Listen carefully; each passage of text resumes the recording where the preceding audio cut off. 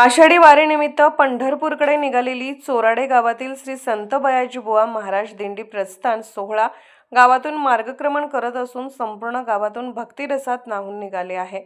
ज्ञानोबा तुकाराम आणि विठ्ठल विठ्ठल नामाच्या अखंड गजराने गावातील रस्त्यावर भक्तीचे अनोखे वातावरण निर्माण झाले आहे। महिला वारकऱ्यांच्या डोक्यावर तुळशी वृंदावन, कपाळी गोपीचंदनाचा टिळा, हातात टाळ, मृदुंग आणि वीणेचा सुरेल नाद, तर ओठावर अभंग अशा भक्तिमय वातावरणात ज्येष्ठ वारकरी, महिला, युवक आणि बाल वारकरी शिस्तबद्धपणे पंढरीकडे मार्गक्रमण करत आहेत।